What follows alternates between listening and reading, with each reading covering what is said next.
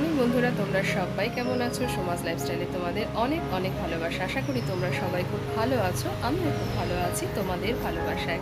আজকে মঙ্গলবার আর এখন বাজে সকাল 8:30। কর্তামশাই বেরিয়ে গেল আর একটু অনেকটা দূরেই যাবে আজকে। আর বেশ গরম পড়েছে, খুবই কষ্ট হচ্ছে। সকালবেলা তো শ্রীমতীকে যখন রেডি করছি বা ও যখন রেডি হচ্ছে খুবই কষ্টই হচ্ছিল। আর ও তো বেরিয়ে গেছে, শ্রীমতী বেরিয়ে গেছে, তখন বাজে 7:10 কি 5 এরকম একটা হবে। শ্রীমতীও বেরিয়ে গেছে। এখন ঘরের কাজ বলতে মোটামুটি বাসি ঘরটা ঝাড় দেওয়া হয়ে গেছে। এখন বাসি ঘর মুছবো, কিছু কাছাকাছি করব। বারান্দাটাতেই না ভালো লাগছে, হাওয়া আসছে, কিন্তু বারান্দায় তো বেশিক্ষণ থাকা যাবে না। কি অবস্থা বলো, খুব গরম লাগছে, কষ্ট হচ্ছে। গরমটা তো এবারে বেশিই পড়বে, ওরমভাবেই মানিয়ে গুছিয়ে তো নিয়ে আমাদের চলতে হবেই। আর কাছাকাছি একটু করবো, হালকা কিছু সাবান কাঁচা আছে আর হালকা কিছু জল ধোয়া কাঁচা আছে, এই আর কি।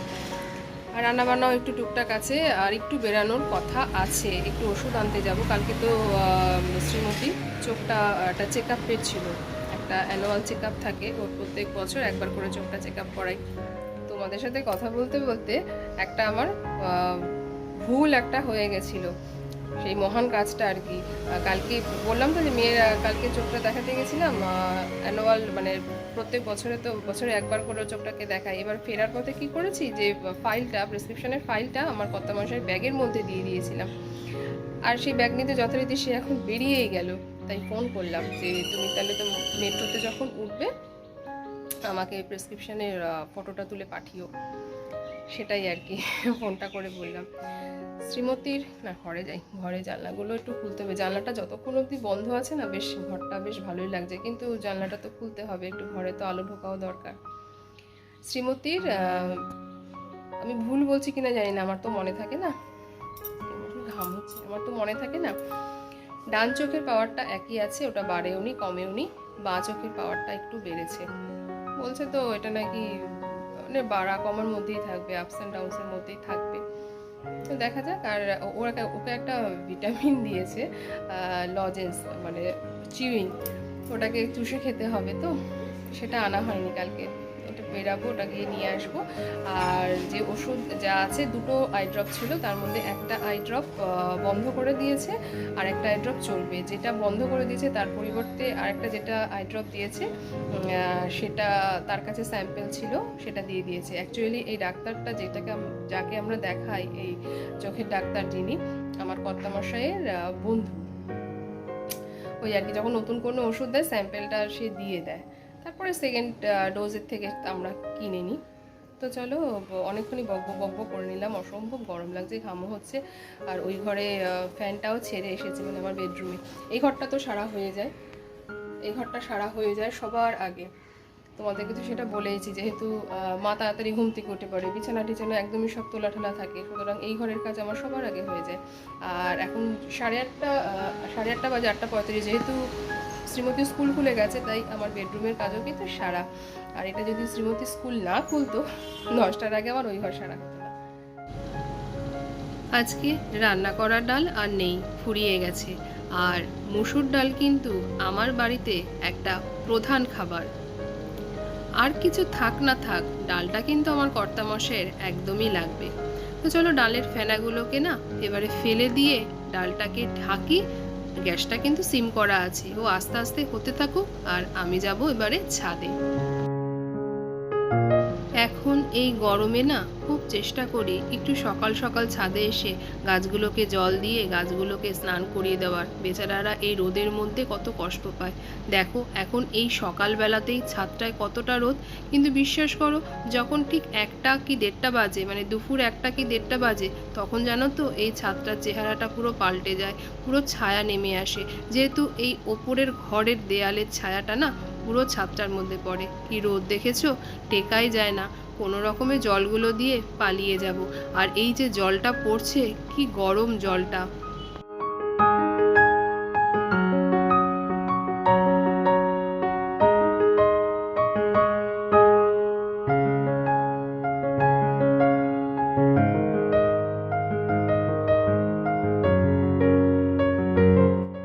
তোমাদের এই টবের গাছটা দেখিয়েছিলাম, মনে আছে? যে বলেছিলাম যে কি গাছ হচ্ছে জানি না, দেখা যাক কি হয়।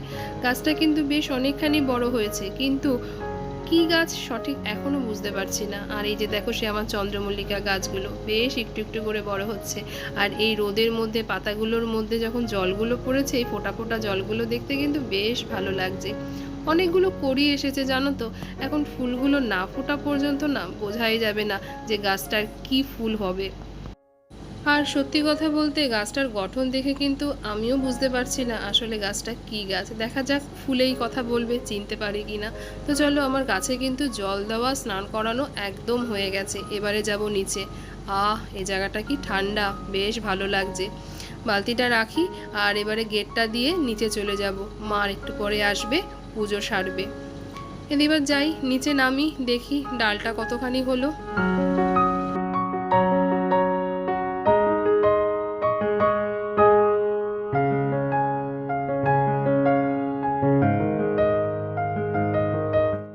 দাঁড়াও, রান্নাঘরের লাইটটা আগে ধরাই। এটা কিন্তু আমার একটা বাজে অভ্যাস হয়ে গেছে।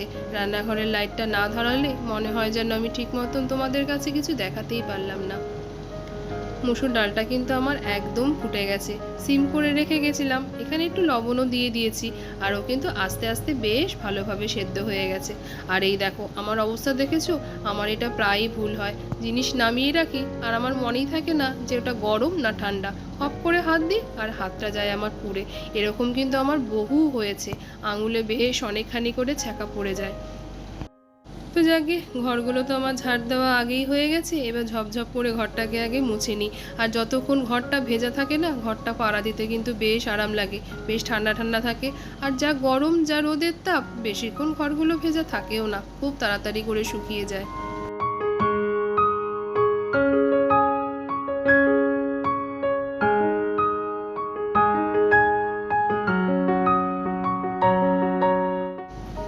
আর আজকে করব ট্যাংরা মাছ। ট্যাংরা মাছটা কিন্তু আমি আগের দিনই ডিপ ফ্রিজ থেকে নামিয়ে নুন হলুদ মাখিয়ে নর্মাল ফ্রিজে রেখে দিয়েছি। তোমরা এটা ভালো করেই জানো, আমি যেদিনকে মাছ বা মাংস যেটাই রান্না করি না কেন, ডিপ ফ্রিজে যদি সেটা থাকে, আগের দিন সেটা বের করে বরফ ছাড়িয়ে নুন হলুদ মেখে নর্মাল ফ্রিজে রেখে দিই। আর আজকে ট্যাংরা মাছটা আলু, বেগুন আর পেঁয়াজ ফোড়ন দিয়ে করব। পেঁয়াজ এখানে ছোট্ট আছে আর আলু বেগুনগুলো লম্বা লম্বা করে কেটে নিয়েছি। আর এই বাটির মধ্যে আদা আর কাঁচা লঙ্কা একটু ভিজিয়ে রেখেছি। আদা আর কাঁচা লঙ্কা দুটোই না একদম শুকিয়ে গেছিলো, ওগুলো ভেজানো থাক, পরে পিষে নেব। আর এটা হলো আমার অল টাইম ফেভারিট ধনেপাতা। আর এদিকে মুসুর ডালটা তেজপাতা, পেঁয়াজ আর রসুন দিয়ে ফোড়ন দিয়ে নিয়েছি। আমি কিন্তু আজকে মুসুর ডালটা খাবো না, আমার জন্য রয়েছে মটর ডাল, অনেকখানি রয়েছে, সেটাকেই খাবো। তবে আজকে একদিনে শেষ করতে পারবো না, থেকে যাবে। দাঁড়াও দেখাচ্ছি কতখানি। এই দেখো, আমার পক্ষে কি সম্ভব এতখানি ডাল আজকে একদিনে শেষ করা? এটা মনে হচ্ছে আমার শেষ করতে 2 দিন লাগবে। এটা এখন এখানে থাক, এটাকে না ঢাকা দিয়ে রাখি। তোমাদের তো সকালেই বললাম বেরাবো, এটা বাইরের কাজগুলো সেরে এসে তখন জাল দেব, ততক্ষণে একটু নর্মাল হয়ে যাবে। এখন তো ফ্রিজ থেকে নামালাম, তাই একদমই ঠান্ডা। এবারে গিয়ে চট করে স্নানটা সেরে আসি। চলো, আমার স্নান করাও হয়ে গেছে। এবারে গিয়ে শ্রীমতীর ওষুধটা নিয়ে আসি, আরও দোকান থেকে টুকটাক ফুচকার জিনিস আছে সেগুলোকেও নিয়ে আসি। তারপরে বাড়ি ফিরে মাছটা রান্না করব।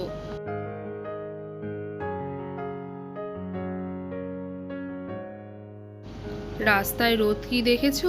আমি কিন্তু বাড়ি থেকে বেরিয়ে এই 10 পা মতন এসেছি, কি আসিনি। আর ওই যে দেখো দূরে দেখতে পাচ্ছ, ওটা হলো আমাদের কোঅপারেটিভের গেট। ওই গেট দিয়ে বেরালেই ওষুধের দোকান। তার মানে আমার বাড়ির থেকে কিন্তু ওষুধের দোকান একদমই বেশি দূরে নয়, এই 5 মিনিটের রাস্তা হবে হয়তো।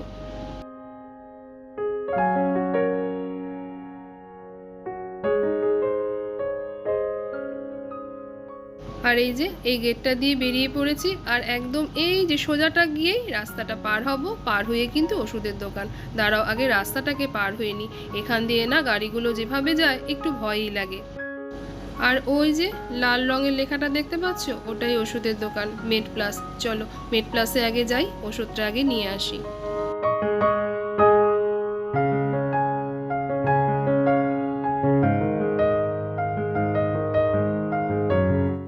ওষুধটা ওদের দোকানে না ছিল না, অর্ডার দিতে হতো, কিন্তু আমি অর্ডার দিইনি। ওষুধটা একটা ফাইলের মধ্যেই হচ্ছে 30টা লজেন্স। এই দূরের ছেলেটাকে দেখেছো কি লম্বা? বাপরে বাপ, ও কিন্তু প্রচুর লম্বা। ক্যামেরায় কতটা বোঝা যাচ্ছে জানি না, আমি তো সামনের থেকে দেখলাম। তো যেটা বলছিলাম, ওই একটা ফাইলের মধ্যে আছে 30টা লজেন্স, আর সেটার দামটাও না একটুখানি বেশি। আমি দেখি এবারে বাড়িতে যাই, তারপরে অর্ডার দেবো পরের দিনকে এসে, কি তার 2 দিন পরে এসে দোকানে অর্ডার দিয়ে যাব। আর ওরা বললো অর্ডার দিলে ওই 1 দিন কি 2 দিনের মধ্যেই চলে আসবে। তো চলে এসেছি এবারে আমাদের এই মার্কেটের দোকানে। এখান থেকে কিছু জিনিস নেব, তারপরে সোজা চলে যাব বাড়ি। যে জিনিসটার জন্য দোকানে মেন আসা সেটা হলো কিন্তু পাউরুটি আর শ্যাম্পু একদম ফুরিয়ে গেছিলো। আর এই গরমকালে তো বুঝতেই পারছো, এমনি অয়েলি স্কিন, তারপরে আমি যে পরিমাণে আমার মাথা ঘামে, ও 2 দিন ছেড়ে ছেড়ে শ্যাম্পু না করলে হয় না। আর এদিকে ফিনাইলটাও শেষ হয়ে গেছিলো, তাই ওদিকে নিমাইলটা নিলাম। এবারে নিয়ে সোজা যাব বাড়ি। চলে এসেছি বাড়িতে, এবারে ট্যাংরা মাছগুলোকে রান্না করে ফেলি। আজকে ট্যাংরা মাছগুলো কিন্তু ভেজেই রান্না করব। তোমরা অন্য সময় দেখবে ট্যাংরা মাছ কিন্তু আমি অনেক সময় না ভেজেও রান্না করি। হ্যাঁ, না ভেজে রান্না করলে ট্যাংরা মাছটাকে কিন্তু অবশ্যই ফ্রেশ হতে হবে। আর এখানে কিন্তু ট্যাংরা মাছগুলো বেশ ভালোই, কিন্তু আজকে মন চাইলো ট্যাংরা মাছগুলোকে ভেজে রান্না করি। আর শ্রীমতীর জন্য নিয়ে এসেছি এই টিপস। আমি বেরানো মানেই কিন্তু শ্রীমতীর জন্য টিপস নিয়ে আসা। হয়তো অনেকেই ভাববে এটা একটা বাজে অভ্যাস তুমি তৈরি করে ফেলছো মেয়েটার মধ্যে, কিন্তু জানো তো এমন কিছু কিছু জিনিস আছে আমি যেগুলো কিন্তু বঞ্চিত হয়েছি আমার বেড়ে ওঠার মধ্যে, আমি সেগুলোকে আমার শ্রীমতীর মধ্যে খুঁজে পেতে চাই। ওর যাতে কোনো রকম আফসোস না থাকে ওর ছেলেবেলার মধ্যে, তাই চেষ্টা করি ওর আবদারগুলোকে রাখার। জানি না বড় হয়ে ওর কি হবে, ও বড় হয়ে কতটা কি বুঝতে পারবে, বুঝতে শিখবে, তবে চেষ্টায় থাকি ওর এই ছোটবেলাটা যেন ওর ছোটবেলার মতনই থাকে। আসলে আমার নিজের ছোটবেলাটা না অনেকখানি আমি হারিয়েছি, যার জন্য না আমার শ্রীমতীর যেন সেই আফসোসটা না থাকে, আমি সবসময় সেটাই চেষ্টা করি। হ্যাঁ, হয়তো সেটা একটা বাজে অভ্যাসের মধ্যে তৈরি হয়ে যাচ্ছে, তবে ঠাকুর যেন করে সেই বাজে অভ্যাসটা যেন ওর এই ছোটবেলাতেই কেটে যায়, বড় হলে যেন ও বুঝতে পারে।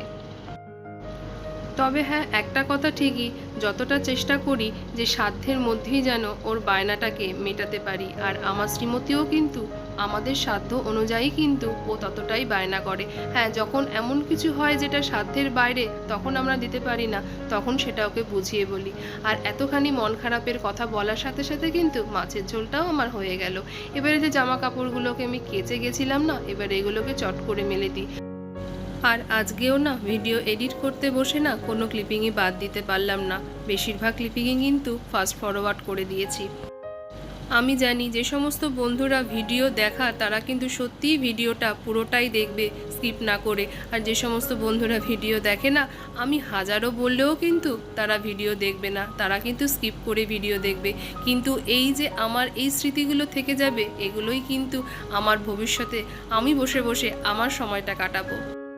আর ভগবানের কাছে একটাই আমি প্রার্থনা করি, সব সময় যেন তোমাদের ভালোবাসায় আমার চ্যানেলটা টিকে থাকে। এখন যে কোনো কারণে যে কোনো মুহূর্তে কোনো একটা ভুল ত্রুটি হলে কিন্তু চ্যানেল ডিলিট হয়ে যাচ্ছে। আমি ভগবানের কাছে সব সময় প্রার্থনা করি তোমাদের ভালোবাসায় যেন আমার চ্যানেলটা টিকে থাকে, এবং তোমাদের সবার এই স্বপ্নের চ্যানেলটাও যেন টিকে থাকে।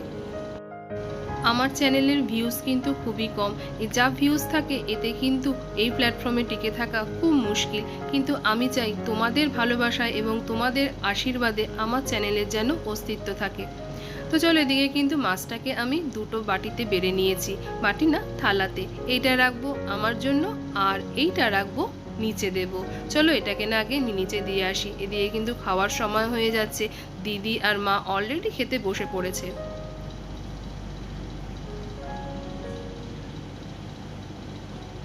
আর দেখো থালাটা যে গরম, মাছের ঝোলটা তো আমি জাস্ট নামালাম, আমার না মনেই থাকে না যে এটা একদম গরম, এটাকে আমি একটা কাপড় বা কিছু একটা ন্যাকড়া ঠ্যাকড়া দিয়ে কিছু একটা ধরি। সকালেও দেখলে ডালটা যে রেখেছিলাম থালাটা দিয়ে ঢেকে, সেই প্লেটটাও গরম গরম কীভাবে আমি ধরে নিলাম। আর রান্না করার পর এইটা হলো গিয়ে আমার কাছে সবচেয়ে একটা বাজে জিনিস, গ্যাসটাকে পরিষ্কার করা। যেরকম প্রেসার কুকার আর কড়াই হলো আমার কাছে একটা অ্যালার্জির জিনিস, আর এইটাও কিন্তু পরিষ্কার করা হলো আমার কাছে আরেকটা অ্যালার্জির জিনিস। দিন যত যাচ্ছে কাজের প্রতি কুড়েমি আর অনীহা আমার যেন তত বেড়ে যাচ্ছে। তো কিছু করার নেই, কাজগুলোকে তো নিজেদেরই পরিষ্কার করতে হবে। তো চলো এগুলোকে আমি সব এক এক করে পরিষ্কার করে গুছিয়ে রাখি। আমার শ্রীমতীও চলে আসবে আর আমিও ভিডিওটা এখানেই রাখছি। ভিডিওটা তোমাদের যদি কোথাও ভালো লেগে থাকে তো ভালোবেসে একটা লাইক করে দিও আর কমেন্ট করে জানিও ভিডিওটা তোমাদের কেমন লাগলো। যদি একটু বেশি ভালো লেগে থাকে তো শেয়ার করে দিও। আর নতুন বন্ধুরা আমার পরিবারের মিষ্টি সদস্য হয়ে আমার পাশে থেকে যেও। আর নতুন বন্ধু পুরনো বন্ধু সবার জন্য রইল এক রাশ ভালোবাসা। তোমরা সবাই ভালো থেকো, সুস্থ থেকো, সাবধানে থেকো।